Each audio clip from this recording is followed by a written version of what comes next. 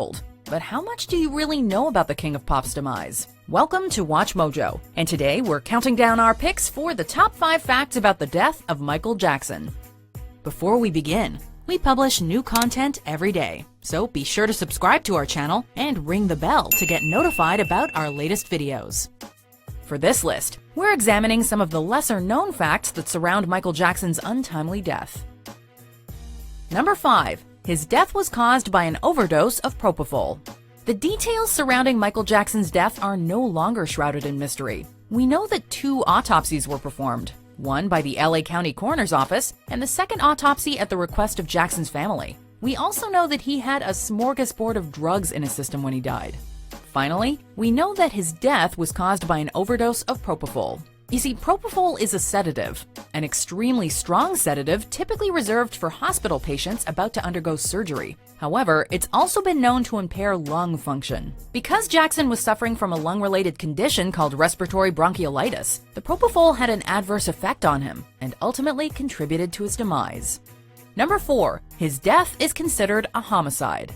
While conspiracy theorists would have you believe that Michael Jackson is sipping champagne on a beach somewhere next to Elvis and Tupac, the truth is that he died on June 25, 2009. And now, his death is officially considered a homicide.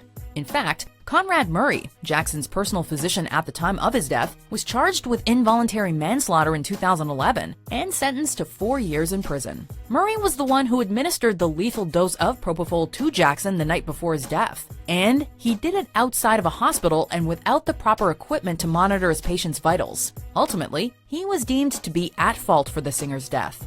Number 3. He died the same day as Farrah Fawcett. You'd be forgiven if back in 2009 you didn't realize that Farrah Fawcett, the actress and model best known for her portrayal of Jill Monroe on the TV series Charlie's Angels, had passed away. You see, Fawcett died a few hours before pop icon Michael Jackson did. She was a star in her own right, but media coverage of her death was overshadowed by that of Jackson's own untimely demise. 62 at the time of her death, Fawcett received a posthumous Emmy nomination for the documentary Farrah's Story, which she helped produce. Number 2. He was planning a comeback show.